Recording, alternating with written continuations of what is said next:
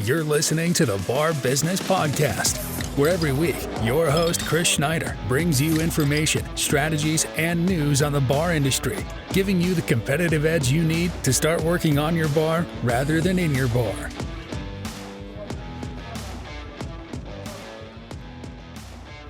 This week I want to have a conversation about coaching. And more than coaching, what does it take to coach your team to success?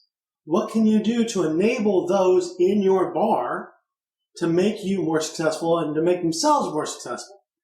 And I kind of came about this. I was spending some time this weekend, and I ended up watching Ted Lasso because the new season just came out, as I'm sure many of you are aware. And Ted Lasso is, at the end of the day, a story of transformation, a story about a great coach and what a great coach can do to really develop a team and to develop the people on that team. Now, obviously, Ted Lasso is soccer, and we're talking about bars. But in many ways, managing is coaching, and coaching is what we see in that show. So I had been thinking about that this week, and I ended up writing a blog post this week about why everyone needs a coach. And, of course, some of this is self-serving, right? I do bar coaching. And so, yes, do I think everyone needs a coach? Absolutely. That's because I want to charge you to do that. But let's step back a little bit and actually think about why people need coaching. Because it's interesting. If we think about every major athlete in the world, every person that's at the very top of their game in the athletic world, they all have coaches.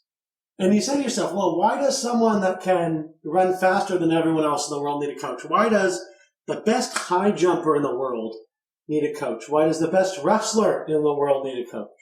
And that's because oftentimes we cannot see our own blind spots. We cannot see those spaces, those areas where we are not achieving our best potential. And beyond that, beyond just the vision of not necessarily seeing our own blind spots, seeing our own issues, coaches help their team largely by providing them ideas, providing them insight, questioning what they're doing.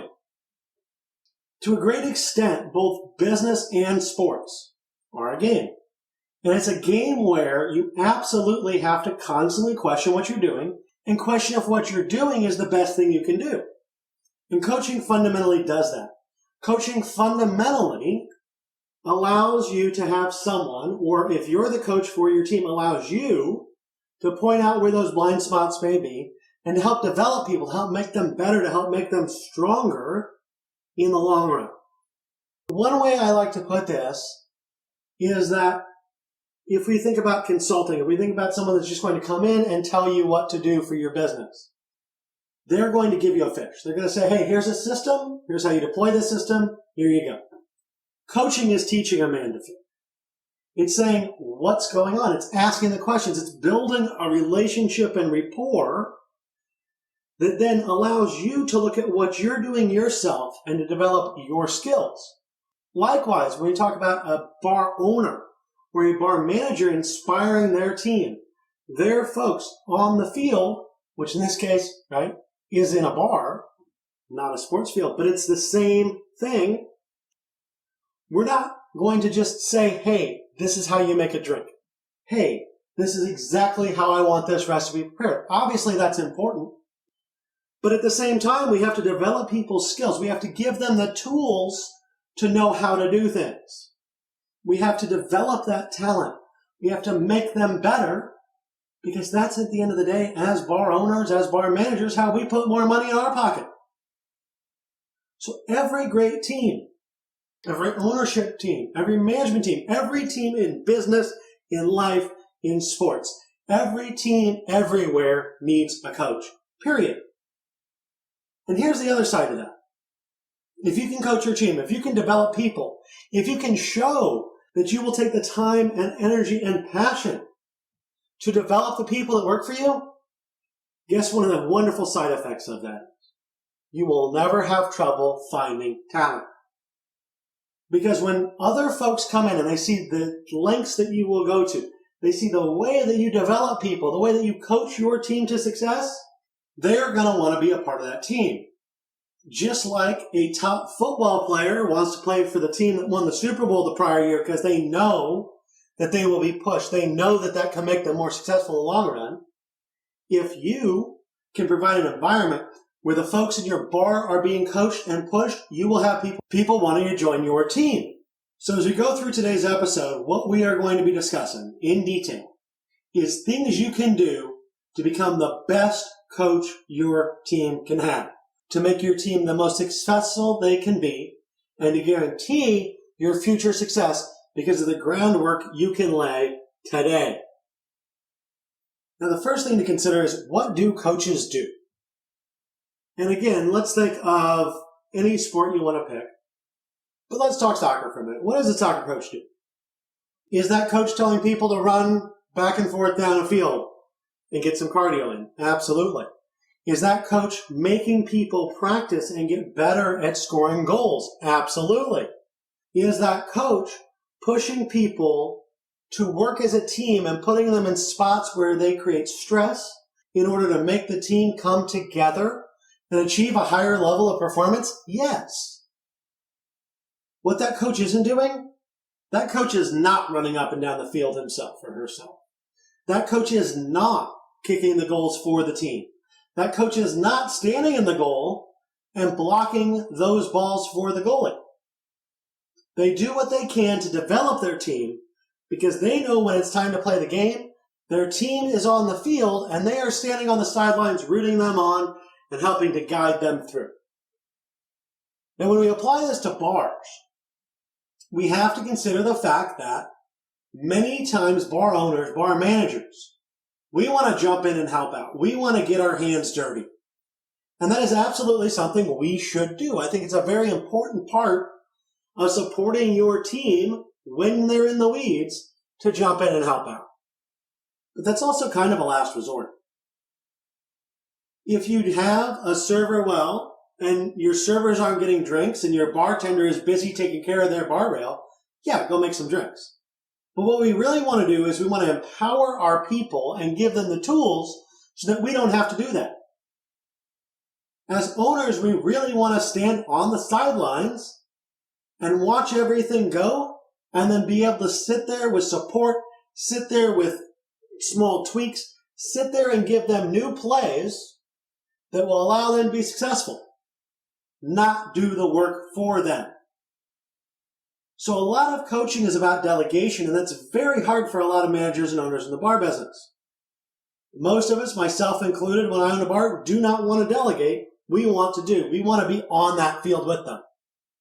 But a coach is not on the field with the team. A coach teaches the team, guides the team, trains the team, makes the team practice and practice and practice, but then does not fight the battle for them. So always think about that. Do you really need to jump in, or can you delegate? Can you encourage? Can you motivate and allow your team to do their job properly? Because one of the things we've talked about a lot, and we always will, one of my big things, my main goal with the podcast, with the book I'm writing, and in my coaching, is I want to help you work more on your bar and less in your bar. Well, working in your bar is doing your team's job for them. Working on your bar is motivating your team to do their job absolutely perfectly.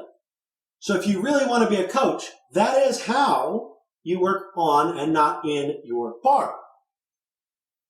Now, as I'm sure you've noticed, I've mentioned a lot about training and about practice and about repeating things until you cannot get them wrong, and about really developing your team into something special. And the only way to do that is to actually do the practice, to actually do the training, to actually teach your folks how to do their jobs as well as possible, and to make sure that they have the tools and the skills needed to do it not once, not twice, but every single frickin' time. And that means that you have to have a culture of teaching and not a culture of training. And you say, well, teaching and training sound like the same thing. And okay, granted, a lot of people will use those words interchangeably. But really think about it. Training is, I'm going to show you how to do this. You're going to do it a little bit. I've taught you. We're good. Teaching, we want to go fundamentally deeper than that. We don't want people just to understand what they're doing and how to do it. We want them to understand why they're doing it. We want to speak to them. We want to speak to their souls and give them actual passion and reasoning behind what they're doing. So as an example, let's say you have a new bartender and you need to teach them how to pour a draft beer properly.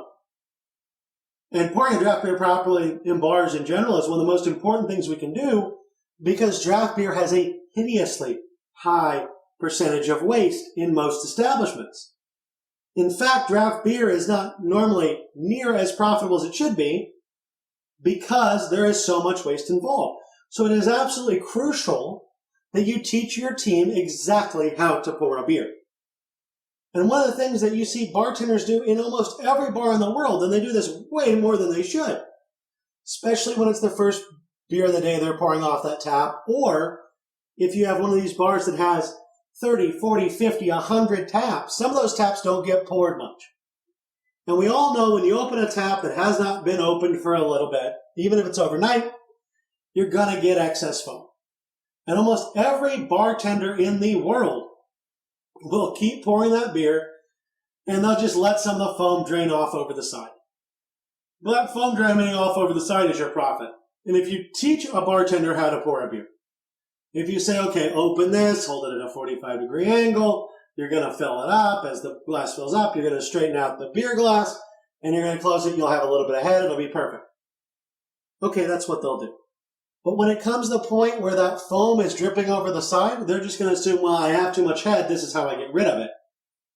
If you teach them why it is important that they then stop, let the beer settle, let that head condense, and then go back and pour more beer into that glass to top it off.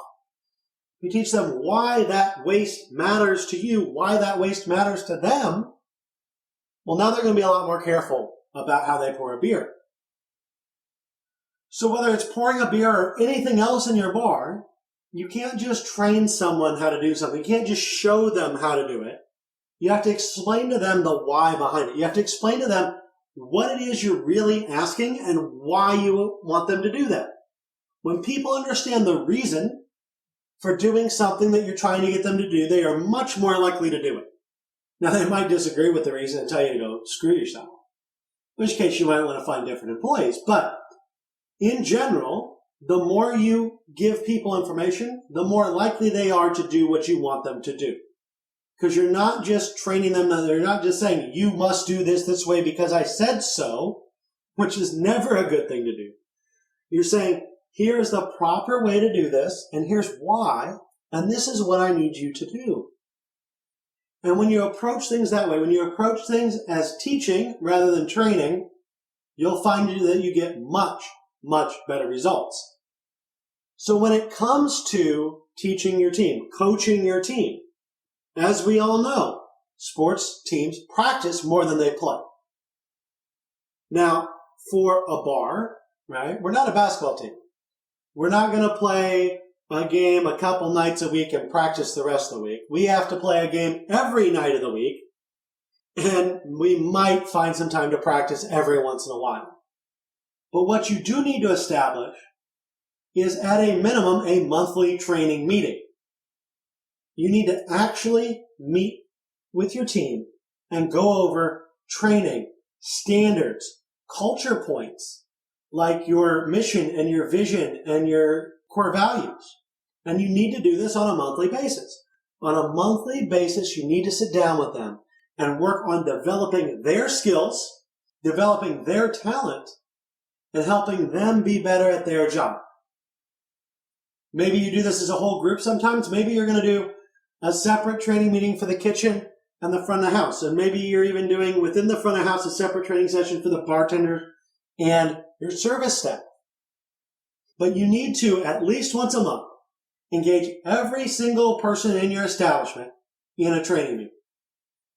And you need to teach them not only what you want them to do, but why you want them to do them. You need to make an emotional connection with what you're asking them to do. Now, when it comes to actually doing the training itself, when it comes to actually teaching your folks what it is you want them to know, I'm sure you all have heard a lot about different types of learners and auditory learners versus visual learners versus tactile learners and all that. Well, that's kind of old psychology at this point.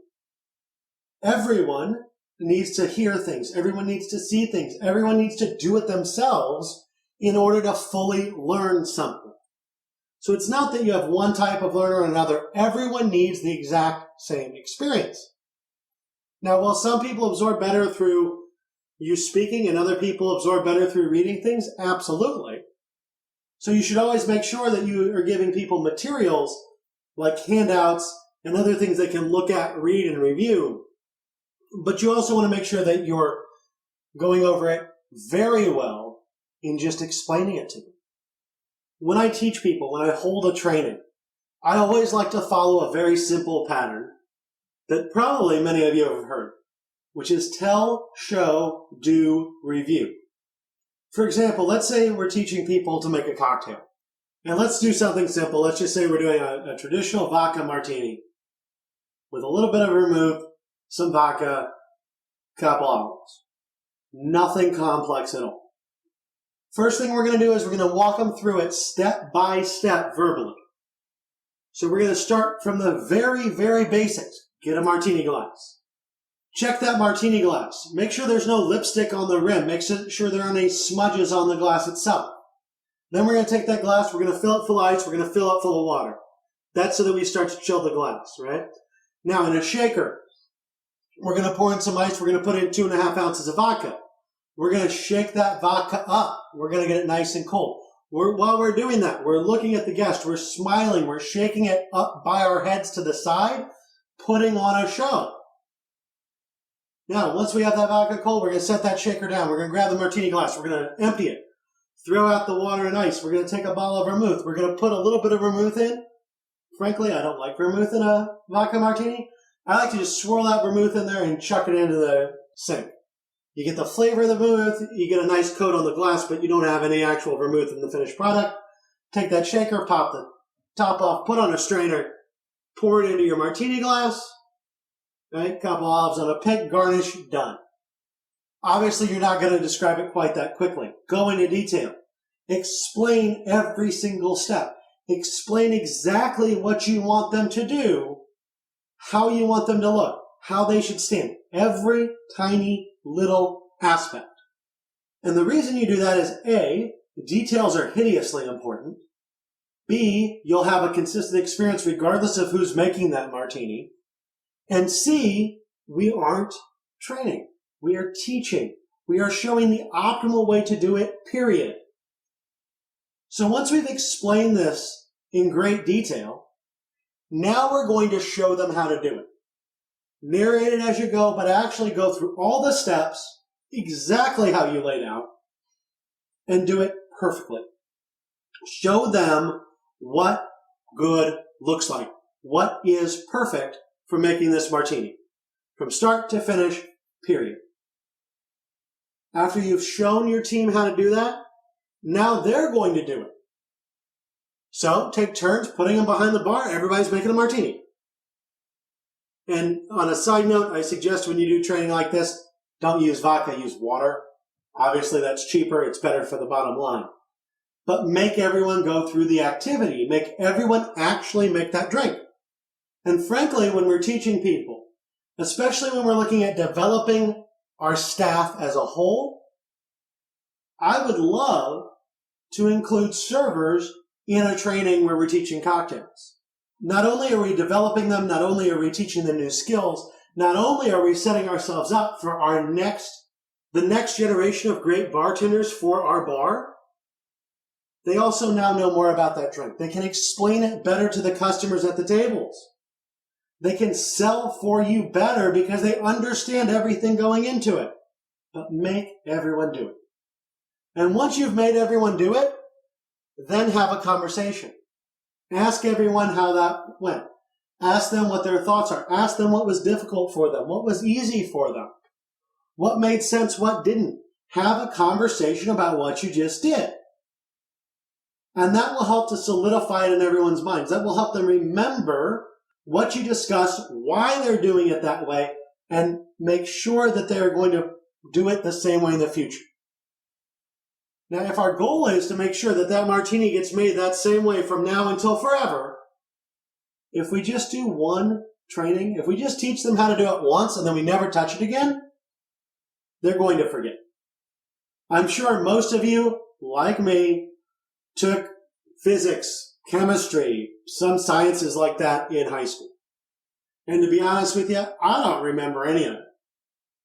I couldn't tell you much about physics anymore because I don't use that on a daily basis.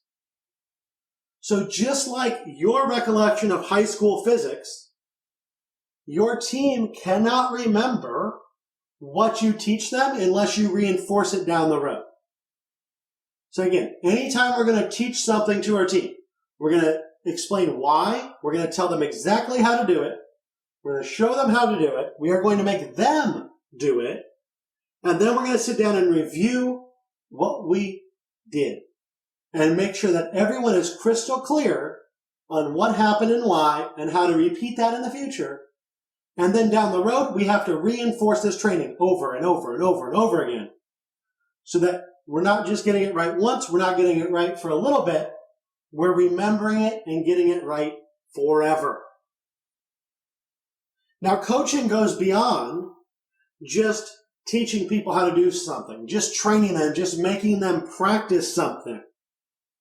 Coaching is also about realizing that you need to connect with each and every person as an individual. You need to set them up for success before every single game. And in our case, obviously we're not playing a game, but what we are doing is running a bar shift. So those pre-shift meetings, that is your pre-game pep talk. That is your time to quickly reiterate and reinforce your teaching, your training, and what you need them to do that day to make them the best they can be at their job.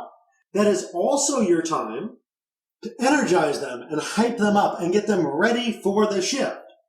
This is when you can make the impact on your team to get them doing what you need them to do to be successful that night. But beyond that, you also need to spend the time with each and every member of your team to meet with them and get to know them and for them to understand where you're coming from and for you to understand, more importantly, where they're coming from. Something we often overlook in the bar business is what is the motivation of our employees for working with us? Why do they work there? What are they trying to get out of their job? What do they think are the opportunities that exist for us as a business to not only make their lives better and our lives better and their customers' lives better, but what really drives them? What is going to make them into the best possible employee they can be? What is going to help them feel like a successful member of the team? To do that takes more than just some training, more than just teaching, more than explaining to them and helping them grow and learn and develop. To build that important personal connection takes actually taking time to sit down with them, to talk with them, to understand them, and not in a group, but one-on-one. To be a real coach for your team, to really develop your staff into giving you the best possible bar, you have to have one-on-ones with them on at least a monthly basis. And one-on-ones is a concept kind of foreign to the bar and restaurant business. It's not something you hear a lot about in hospitality. It is something you hear a lot about in Fortune 500 companies and tech. It's hugely popular in Silicon Valley. But it's something we need to do more of in hospitality. And here's how that works. For each person on your team, if you have a team that's small enough that you can meet with everyone, or if you don't, you hold all your managers responsible for having one-on-ones with their teams, and then you have one-on-ones with your managers. But for each person on your team, what you want to do is once a month, sit down with them for about a half hour. Ask them how the job's going. Ask them how they feel about things. Ask them what's bothering them. Don't make this time about you. This time is about them, getting to know them, their concerns, and what they find to be important. And to do that, you need to ask questions. One-on-ones are all about coaching and teaching through the Socratic method. merely asking questions to see what they say, and then listening to them, and really internalizing what you're being told so that you can ask further probing questions and understand the root, the cause, the why of why they feel the way they do. That gives you a tool as a manager, as an owner, to help coach them, to help guide them in the direction you need them to go, to help make them more effective for you and your establishment. But it also shows that you care. It also helps them understand you as a person. So when we go in these one-on-ones, again, we're asking questions. We're allowing the team member, the employee, to guide the conversation. And we're listening. We're taking notes. We're probing. We're trying to understand them and where they're coming from. And I know this is kind of vague. And the reason why I'm so vague on this point is because one-on-ones really can go a lot of different ways. And as someone who has worked both in bars and restaurants and in, frankly, Fortune 500 tech, one-on-ones are a unique experience where you are just asking questions, you are just learning, and where you go is largely determined by what that employee wants to talk about. What do they think is important? What do they want to communicate to you as the owner, as the manager, that will help them feel heard? And that's what a lot of this actually is, right? It's about making them feel heard, but it's also about giving you that opportunity to give direct one-on-one feedback, to hear what they have to say, and to have a conversation. Because that conversation is going to build trust. It's going to build understanding. It's going to build wonderful things for you and your business. Now, one other thing to consider when we're talking about coaching and how we develop a culture of learning and trust where we support people and we teach them and we develop them, is you have to let your people guide the process in all parts of this. And why do you have to let them guide the process? Well, there's a few reasons. One, they are the experts. They know what's going on the field. They are the ones that are interacting with your guests day in and day out. They also know where they need training and where maybe other people on the team need training. They are the people that are closest to the action. So you need to trust them and rely on them and allow them to guide your coaching process. Allow them to have some input. Obviously, if no one can make a martini, you have to train them on how to make a martini. You're going to have to teach that process. But you don't need to teach them how to make a martini if everyone makes a martini perfectly already. So allow your people to show you and to tell you what it is that's important to them and what it is that they think you need to work on, or that they need to work on, rather. And actually, that was a little slip there when I said, tell you what you need to work on. But that's one of the valuable things about one-on-ones, about coaching in general. Just as much as you're giving folks feedback, just as much as you're standing there watching what they do so you can point out the opportunities they have to be more successful, they're going to do that to you. It has to be a give and take relationship. If your relationship is all take, you're the team, I'm the manager, I'm going to make you do these things and I'm just going to take, you're not building a culture of trust. You're not building a culture that is set up to succeed. And you're not coaching your team in a way that will make them the best they can be and in turn make BAR the best it can be. And that's what this is really all about, right? It's about building a culture. It's about supporting your team. It's about taking great care of people. But as I have said before, and as I will say many times, we're not in a business just to have fun. We're in a business to make money. And when you rely on your team and you coach your team and you train your team and they practice, just like an NBA championship basketball team, they will have the tools to be successful. No one wins a championship without hard work. No one can have the best bar that they possibly can unless they put in the hard work. You have to coach your team. You have to allow your team to be the best they can be. And you have to support them along the way. So to start to sum this all up, coaching is the way you build a culture. Culture fosters a solid team. A solid team drives repeatable results that put profit in your pocket. A solid team is your only avenue out of being average, out of being like every other bar in the area, to being special, to being different, to not having a 5 or 10% bottom line, but to having a 15 or 20% bottom line. You must build the right culture, and the only way to get to a successful culture, a culture that attracts talent, a culture that gets people to be the best they possibly can be, is to coach them. The same way that the only way a team ever win the Super Bowl is by having a good coach. Yes, you have to have great talent, but you have to have a great coach.